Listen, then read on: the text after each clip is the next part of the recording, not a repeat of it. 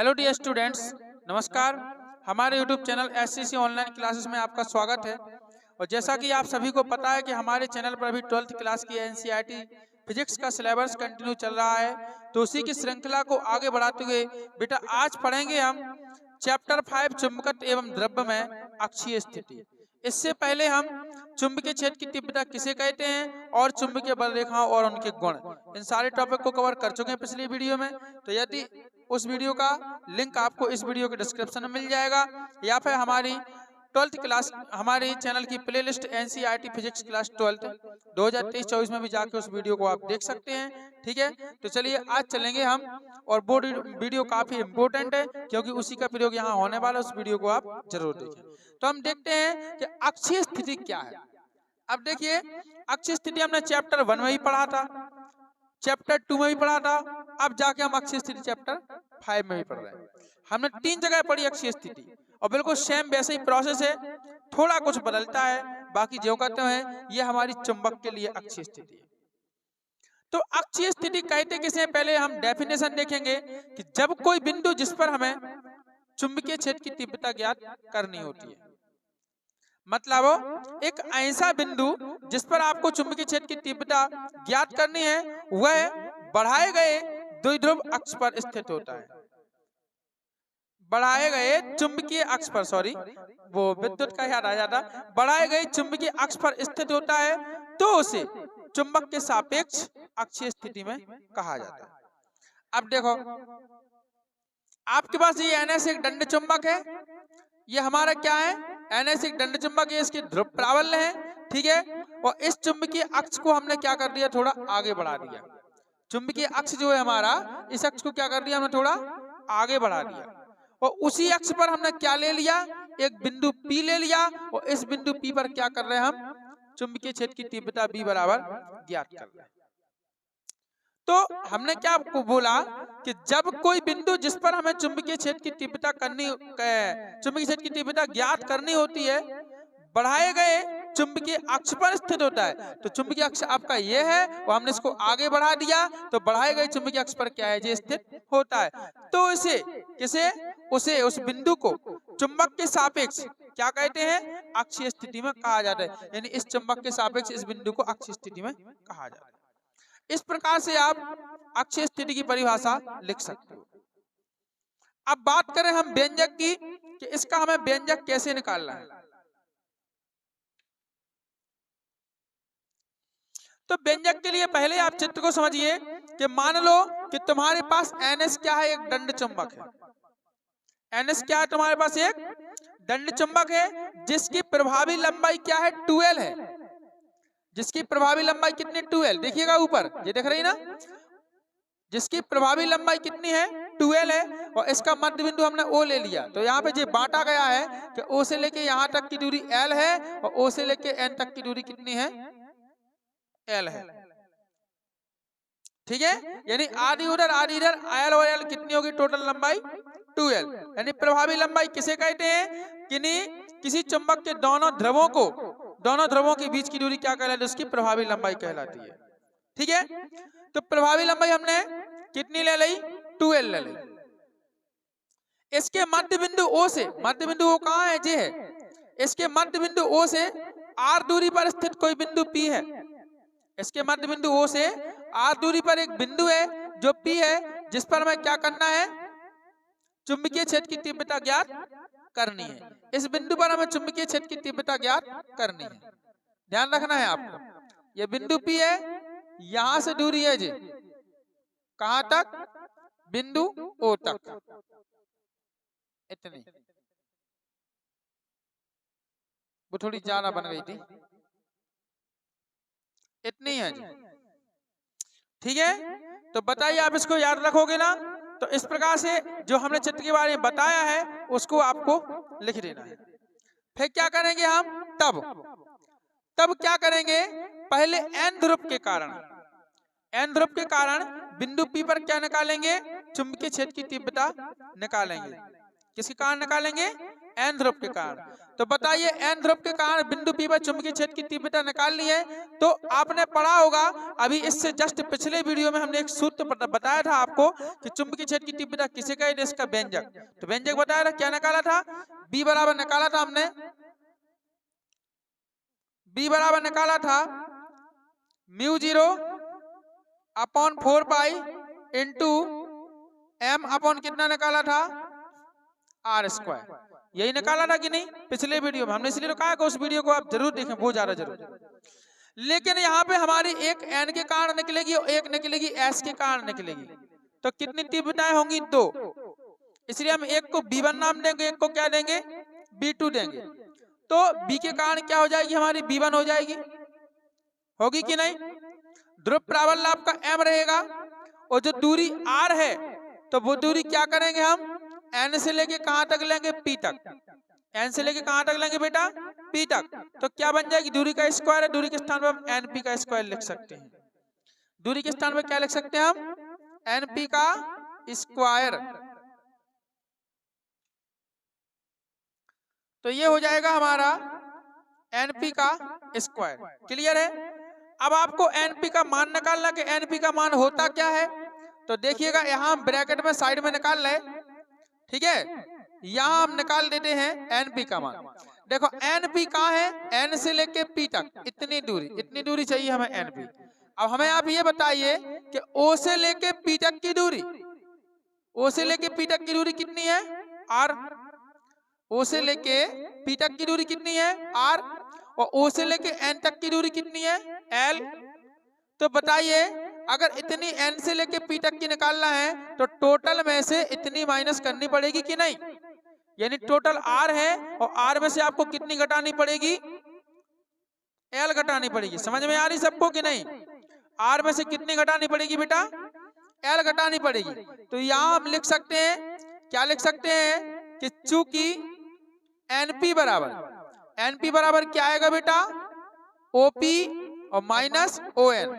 कितना आएगा, OP और माइनस कितना होगा, ON होगा।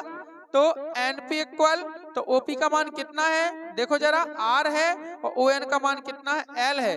तो r माइनस कितना आएगा, l आएगा। अब इस वैल्यू को आप पुट कर दो यहाँ पे, ठीक है। तो पुट करेंगे हम इस वैल्यू को, तो B1 इक्वल टू कितना बनेगा, μ0 अपॉन 4 पाई आएगा इंटू, यहाँ पे देखिए m आपका जो का तो रहेगा, अपॉन np का मान क्या है बेटा, r माइनस l। तो यहाँ पे होगा r माइनस l और पूरे का क्या हो जाएगा, होल स्क्वायर। होगा कि नहीं। और समीकरण नंबर कितना हो जाएगा जी, 1। अब इसी प्रकार आपको क्या करना है, S ध्रुव के कारण बिंदु P पर भी तीव्रता निकालनी है, ठीक है ना। देखो N के कारण B1 थी, यह है B1 है कि नहीं, यह B1 है। इसकी तीव्रता की दिशा कहाँ है, इस साइड, क्योंकि इसी साइड क्या लग रहा है, इसमें बल लग रहा है, इस साइड। और S के कारण यह है, S है ना। तो देखना ये N बल कहाँ लगाएगा, S पर लगाएगा नहीं, पहले मतलब पहले n के कारण निकालना। तो पहले n की बल की दिशा कहाँ होगी, इस साइड, हमारे साइड होगी कि नहीं। तो n की दिशा इस साइड होगी, इसके जो कारण तीव्रता उत्पन्न है उसकी दिशा भी कहाँ होगी, इस साइड। अब हम किसके कारण निकाल रहे हैं, s के कारण। तो भैया बीच में n बैठा, तो n तो बल वहां लगाएगा s पर उल्टा, तो फिर इसका बल चेंज हो जाएगा, इसकी डायरेक्शन वो हो जाएगी। तो फिर तीव्रता की भी डायरेक्शन क्या हो जाएगी, ये हो जाएगी उसी साइड, क्योंकि हमेशा तीव्रता की डायरेक्शन कहाँ होती है, बल की दिशा में। तीव्रता की दिशा कहाँ होती है, बल की दिशा में। तो अब तीव्रता n क्या करेगा, s पर बल लगाएगा उस दिशा में, इसलिए B2 जो तीव्रता है वो भी किस दिशा में होगी, उसी दिशा में। तो देखो B2 की दिशा कहाँ है, s की साइड है कि नहीं। तो इस प्रकार से आपको दिशाएं ध्यान रखना है। तो S के कारण बिंदु P पर क्या निकालेंगे हम, चुंबकीय क्षेत्र की तीव्रता, इसको क्या बोलेंगे हम, B2। क्या बोलेंगे, B2 बराबर पता है आपको, μ0 अपॉन कितना हो जाएगा, 4 पाई इंटू m अपॉन क्या हो जाएगा, SP का स्क्वायर। S के कारण P पे, तो S से दूरी, P की दूरी कितनी है, S से P की दूरी SP, तो SP का स्क्वायर, ठीक है ना। अब SP का मतलब वो नहीं समझना आप, पुलिस के अधिकारी, पुलिस विभाग के अधिकारी भी नहीं समझना, यहाँ SP का स्क्वायर होगा। अब आपको क्या करना है, यहाँ पे वैल्यू निकालनी है। तो चूंकि हम जानते हैं कि एसपी बराबर कैसे निकालेंगे, एस से लेके पी तक। बताइए ओ से लेके पी तक कितनी दूरी दी गई हमें, आर, और ओ से लेके एस की दूरी कितनी दी गई बेटा, एल। अगर हम क्या करेंगे, ओपी में ओएस यदि जोड़ देंगे तो क्या मिलेगा, टोटल एसपी मिलेगा कि नहीं मिलेगा। तो एसपी बराबर हम क्या करेंगे बेटा, ओपी और प्लस कितना कर देंगे, ओएस। जोड़ेंगे ना दोनों को। अब देखिएगा जरा, एसपी इक्वल टू इसका मान कितना है, ओपी का आर, और प्लस इसका कितना है, एल। तो ये वैल्यू हमें प्राप्त हो जाएगी। यहां पे रख दीजिए। आगे एक स्टेप, तो कितना आएगा यहाँ पे हमारा, B2 बराबर म्यू 0 अपॉन कितना आएगा, 4 पाई, और इनटू बेटा यहाँ पे क्या आएगा, m, और अपॉन कितना हो जाएगा, r प्लस एल का होल स्क्वायर। और इसको दे दो क्वेश्चन नंबर कितना, 2। समीकरण 1 और 2 हमें मिल गए। अब क्या लिखना है, देखिए चूंकि B1 व B2 एक ही सरल रेखा में स्थित है, जो अक्ष को हमने बढ़ाया तो यहां से यहां तक की पूरी एक ही सरल रेखा है कि नहीं, एक ही सरल रेखा में स्थित है, परंतु दिशा में क्या है, विपरीत है। एक की तीव्रता B1 की दिशा कहाँ है, इस साइड, जबकि B2 की दिशा कहाँ है, उस साइड। मतलब परिमाण में बराबर लेकिन दिशा में क्या है, विपरीत है। परिमाण बराबर काय को है, परिमाण बराबर नहीं है, सॉरी, मतलब एक ही सरल रेखा में स्थित है, एक ही सरल रेखा में क्या है, स्थित है, और एक दूसरे के विपरीत दिशा में स्थित है। दिशा में क्या है, विपरीत है। तो अतः हम क्या करेंगे, बिंदु P पर क्या निकालेंगे, परिणामी चुंबकीय क्षेत्र की तीव्रता निकालेंगे। क्या निकालेंगे, परिणामी चुंबकीय क्षेत्र की तीव्रता। और जब परिणामी निकालेंगे तो आपको पता है कि परिणामी को क्या लेते हैं हम, B लेते हैं।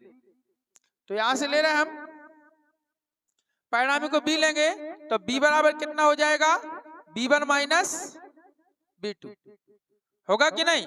और ये भी ध्यान रखना है कि B1 का मान B2 से क्या है, बड़ा है। B1 का मान क्या है, B2 से बड़ा है, ये भी ध्यान रखना आपको, ठीक है ना। क्योंकि एक ही सरल रेखा में स्थित है, दिशा में विपरीत है, और B1 का मान B2 से क्या है, बड़ा है, ठीक है। इसलिए बड़े में से हम छोटे को घटाएंगे कि नहीं। तो अतः बिंदु पर B पर अगर परिणामी चुंबकीय क्षेत्र की तीव्रता निकालें तो B बराबर कितना आएगा, B1 माइनस B2। समीकरण 1 और 2 से क्या कर दो, दोनों के मान रख दोगे कि नहीं। सेम टू सेम वही है, देखो एक पार्ट जैसा, एक चैप्टर जैसा। B बराबर B1 का मान कितना होगा, म्यू 0 अपॉन 4 पाई, इंटू ये कितना आएगा, m अपॉन क्या है, r माइनस एल का होल स्क्वायर। यही है कि नहीं। आगे माइनस लगाओ, फिर B2 का मान कितना है, म्यू 0 अपॉन 4 पाई, इंटू कितना है, m अपॉन क्या है, r प्लस एल का होल स्क्वायर। कहां से आए जे मान, साइड में लिख देना समीकरण 1 बार 2 से, आप लिखते जाना, सभी चीज हमें नहीं लिखेंगे। B बराबर यहां देखिए कॉमन कुछ मिल रहा है आपको, क्या दिख रहा है common, mu 0 upon 4 pi common आ रहा है ना, और साथ में m भी कॉमन है, तो ऊपर क्या ले लो, साथ में m भी ले लो, कॉमन ले लिया। ब्रैकेट के अंदर क्या बचा देखना जरा, 1 अपॉन r माइनस एल का होल स्क्वायर, और माइनस इधर क्या बचा, 1 अपॉन r प्लस एल का होल स्क्वायर। इतना ही बचा कि नहीं। अब देखिएगा इसका गुणा यहाँ होगा, इसका गुणा यहाँ होगा, क्योंकि दोनों क्या अलग अलग है, इधर r माइनस एल है, यहाँ पे क्या r प्लस एल है। तो दोनों का जब बेटा गुणा होगा तो कितना निकल के आएगा, B बराबर ये आएगा म्यू 0 m अपॉन 4 पाई, ज्यों कहते होगा बड़ा ब्रैकेट चालू, इसका इसमें गुणा होगा तो जी आएगा r प्लस एल का होल स्क्वायर, और माइनस क्या आएगा, r माइनस एल का होल स्क्वायर। और पूरे के बटे में क्या आएगा, ये देखिए इसका दोनों को क्या करेंगे हम, r माइनस एल का होल स्क्वायर, ठीक है ना, और क्या करेंगे r प्लस एल का होल स्क्वायर। ऐसे ही है बटे में, या फिर आप इसको इकट्ठा होल स्क्वायर भी कर सकते हो, हैं? इकट्ठा होल स्क्वायर कर दें क्या? इसको इकट्ठा करें नहीं रहे, 2 बार नहीं लिख रहे, चलो एक स्टेप आपका घट जाएगा। देखो आप ऐसा कर दो ना इसको, देखो कि r माइनस एल, ठीक है, और r प्लस एल दोनों हो गया, और दोनों पे क्या लगा दो इकट्ठा होल स्क्वायर। अब क्लियर है? देखो इधर गुणा करना, r minus L r plus L कर दिया हमने, दोनों को एक साइड कर दिया, और इस पे स्क्वायर इकट्ठा स्क्वायर लगा दिया, ठीक है, इकट्ठा स्क्वायर लग गया, कोई दिक्कत? आगे आ जाओ नीचे, तो क्या करेंगे हम, बस कैलकुलेशन बस है। b बराबर कितना आएगा आपका, म्यू 0 m आएगा अपॉन 4 पाई आएगा इनटू, अब इधर देखो इसका a प्लस बी का होल स्क्वायर खोलेगा, खोलेगा कि नहीं, तो कितना आएगा r square plus L square और प्लस कितना होगा 2rl। अब इधर का होल स्क्वायर खोलना है और साथ में माइनस का क्या होना है, गुणा भी होना है, तो होल स्क्वायर खोलते जाओ और माइनस का गुणा भी करते जाओ, एक बार में दो काम। देखो इसका क्या होगा, पहले इसका होल स्क्वायर खोलें तो कितना आएगा, r square plus L square और माइनस 2rl, इतनी आएगा, और जब माइनस का अंदर गुणा करेंगे तो कितना आएगा, minus r square minus L square और माइनस गुणा माइनस प्लस कितना आएगा 2rl, ठीक है, अब पूरे के बटे ये क्या आएगा हमारा, इसका देखो r माइनस एल और r प्लस एल बराबर क्या होता है, r square minus L square और पूरे पे क्या आएगा होल स्क्वायर। क्लियर है? यहां तक सबको समझ में आया?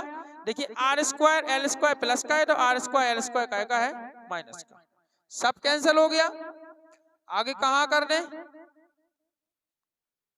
नहीं आएगा। एक काम करो उस साइड का आप लिख लो, लिख गया, चलो इस साइड देखते हैं, ये चित्र भी हम मिटा रहे हैं, इसका कोई काम नहीं है हमारे पास, चित्र हमने आपको समझा ही दिया।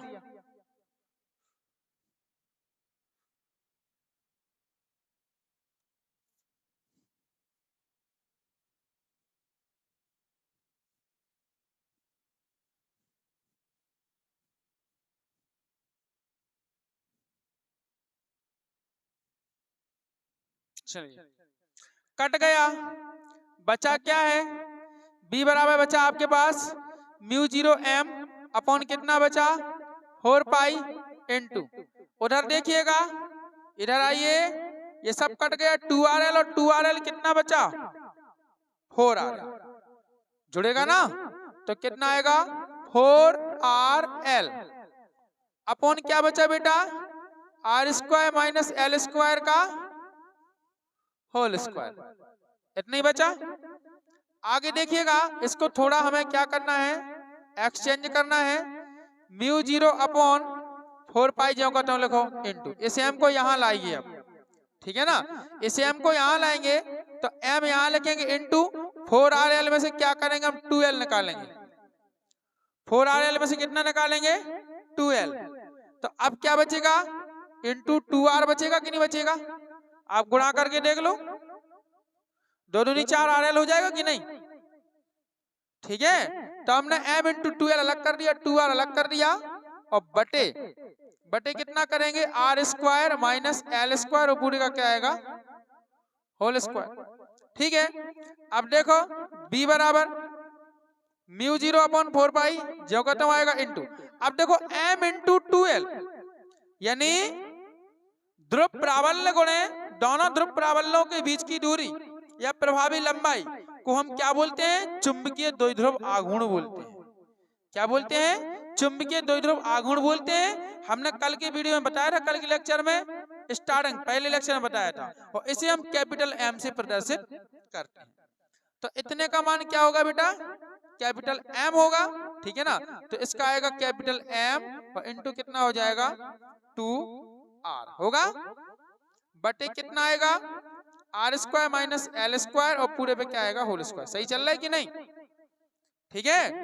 अब क्या करना है, फाइनल वैल्यू निकालना है, तो b इक्वल टू कितना आ जाएगा म्यू 0 अपॉन 4 पाई और इनटू यहाँ पे कितना आएगा 2 का आगे गुणा करो 2mr और अपॉन कितना आएगा r square minus L square का होल स्क्वायर। एक तो क्या है आपका यही है चुंबकीय क्षेत्र की तीव्रता का अभिष्ट व्यंजक। लेकिन हम इसमें एक छोटी सी कंडीशन देखेंगे, इसी को आप चुंबकीय क्षेत्र की तीव्रता का व्यंजक बोल सकते हो, और इसका मात्रक क्या होता है, वेबर प्रति मीटर स्क्वायर। ठीक है, लेकिन हम इसमें एक कंडीशन लगाएं तो कंडीशन देखिए क्या होती है, यहां का मिटा दें। चलो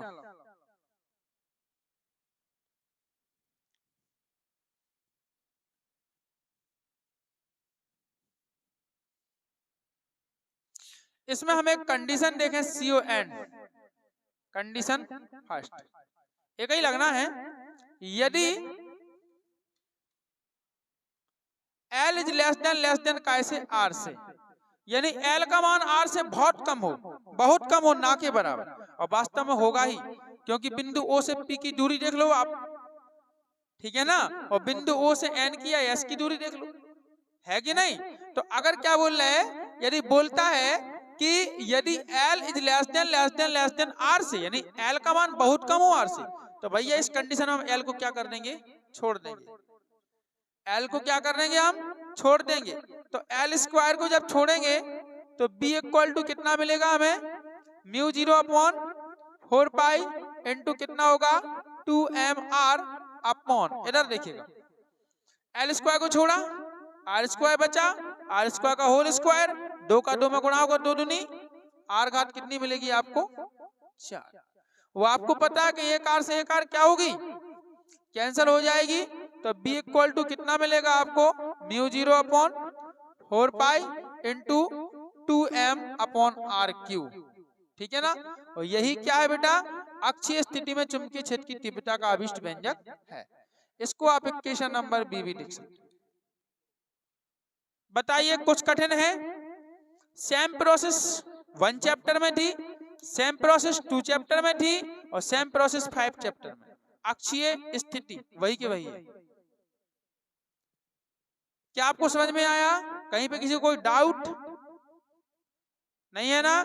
तो यदि आपको वीडियो पसंद आए तो वीडियो को लाइक करें, शेयर करो, कमेंट करके जरूर बताएं। नेक्स्ट वीडियो में पढ़ेंगे हम निरक्षीय स्थिति किसे कहते हैं, निरक्षीय स्थिति के कारण चुंबकीय क्षेत्र की तीव्रता, ठीक है। और हमारे चैनल को सब्सक्राइब कर दें एवं बेल आइकन प्रेस करके ऑल पर क्लिक कर दें, ताकि आगे आने वाले सभी वीडियो की नोटिफिकेशन आप तक पहुंचती रहे। तो मिलते हैं नए वीडियो में नए टॉपिक के साथ, तब तक के लिए बाय बच्चों, जय हिंद, वंदे मातरम।